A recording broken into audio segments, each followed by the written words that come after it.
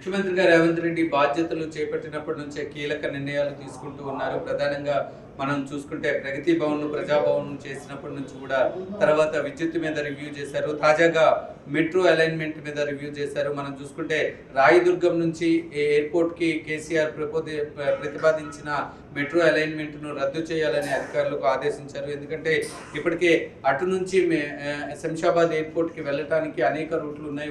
ORR కూడా అందుబాటులో ఉన్న నేపథ్యంలో అక్కడ మళ్ళీ మెట్రోని తీసుకురావడంలో అర్థం లేదని ఆయన వ్యాఖ్యానించడం కూడా జరిగింది. ప్రధానంగా 111 జీవో ఉన్న నేపథ్యంలో అక్కడ అభివృద్ధి పనులు ఏ విధంగా అవుతాయని కూడా ఆయన ప్రశ్నించారు. మనం చూసుకుంటే ఒక్కసారిగా రేవంత్ రెడ్డి ఏ విధంగా ఆలోచన చేస్తున్నారనేది మనం చూసుకోవాలి. ఇప్పుడు మన రాయదుర్గం నుంచి మన శంషాబాద్ వెళ్ళటానికి ఓఆర్ఆర్ ద్వారా మనం వెళ్ళొచ్చు.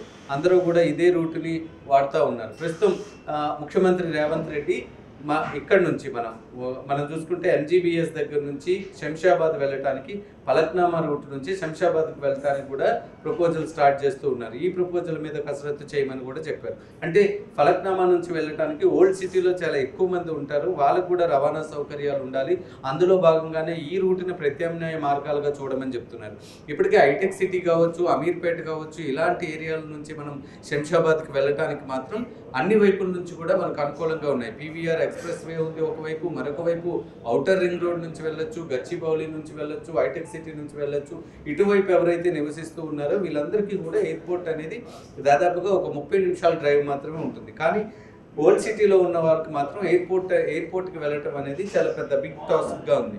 ఎల్బీ నగర్లో ఉన్న వాళ్ళు కూడా ఎయిర్పోర్ట్కి వెళ్ళటం అనేది కూడా చాలా బిగ్ టాస్క్గా ఉంది. వీటన్నింటినీ పరిధిలోకి తీసుకొని ముఖ్యమంత్రి రేవంత్ రెడ్డి నిన్న రివ్యూ సమావేశం అయితే నిర్వహించారు. రివ్యూ సమావేశంలో క్లియర్గా చెప్పారు, ఎల్బీ నగర్ నుంచి ఎయిర్పోర్ట్కి వెళ్ళడానికి వయా ఫలక్నామా, అఫ్జల్గంజ్, ఓల్డ్ సిటీల మీదుగా మనం మెట్రోని రన్ చేసినట్లయితే ఓల్డ్ సిటీలో నివసిస్తున్న వాళ్ళు కూడా ఈజీగా వాళ్ళకు కూడా ట్రాన్స్పోర్ట్ సిస్టమ్ అనేది అవైలబిలిటీ ఉంటుంది, వాళ్ళకు కూడా ఒక వసతి అనేది అవైలబిలిటీ ఉంటుంది, వాళ్ళు కూడా నేరుగా ఇక్కడికి రావడానికి కూడా ఉంటుంది. ఇప్పటిదాకా మనం చూసుకుంటే ఓల్డ్ సిటీకి అనేది మెట్రో సౌకర్యం లేదు. కేవలం అమీర్పేట, కూకట్పల్లి, ఇలాంటి సికింద్రాబాద్, ఇలాంటి తార్నాక, ఉప్పల్ ఇలాంటి ఏరియాల వరకు మాత్రమే మెట్రో అవైలబిలిటీ ఉంది. ఎల్బీ నగర్ వరకు మాత్రం మెట్రో అవైలబిలిటీ ఉంది. అక్కడి నుంచి శంషాబాద్కి ఏ విధంగా కనెక్ట్ చేస్తారనేది మాత్రం ఇప్పుడు అధికారులకి సవాలుగా ఉందనే చెప్పుకోవాలి. కేసీఆర్ ముఖ్యమంత్రిగా ఉన్నప్పుడు, మాజీ ముఖ్యమంత్రి కేసీఆర్ ముఖ్యమంత్రిగా ఉన్నప్పుడు ఆయన రాయదుర్గం నుంచి అంటే మైండ్ స్పేస్ నుంచి నేరుగా శంషాబాద్ ఎయిర్పోర్ట్కి మెట్రో రైల్ని ప్రపోజ్ చేశారు. ఆ ప్రపోజల్ని ఇప్పుడు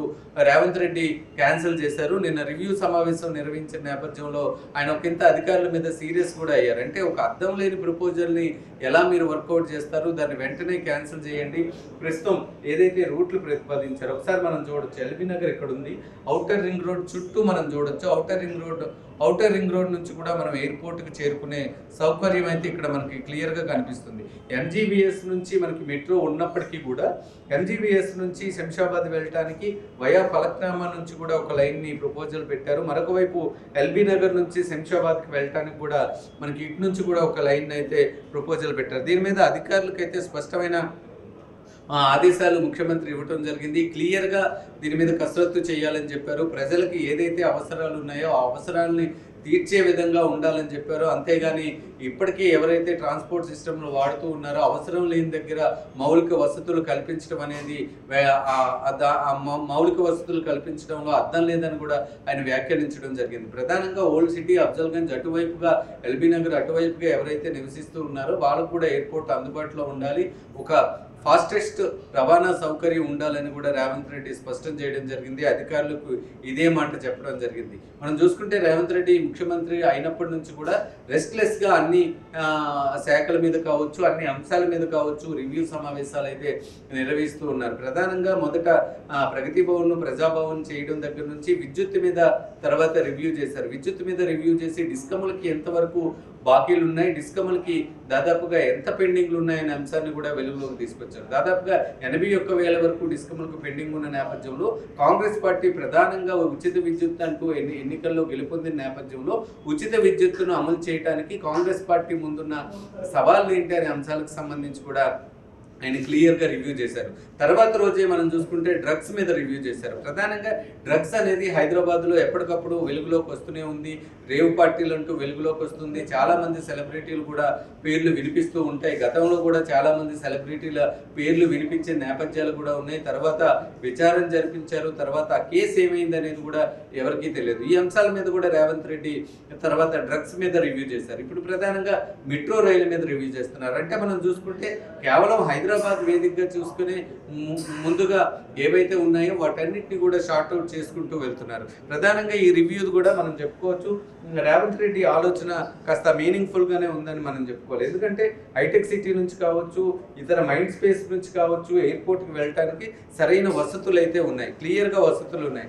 ఓఆర్ఆర్ అనేది స్పష్టంగా అందుబాటులో ఉంది. అలాంటి వసతులు ఉన్న దగ్గర నుంచి మళ్ళీ మెట్రో అనేది ఏర్పాటు చేయటం అనేది నిజంగా అది యూజ్లెస్ థింగ్గానే ఉంటుంది. అయితే ప్రధానంగా మనం చూసుకుంటే ఈ ఓల్డ్ సిటీ కావచ్చు, అఫ్జల్గంజ్ కావచ్చు, శంషాబాద్ కావచ్చు, ఇలా ఇటువంటి ప్రాంతాల నుంచి వెళ్ళటానికి మాత్రం స్పష్టంగా రవాణా వ్యవస్థ అయితే లేదు.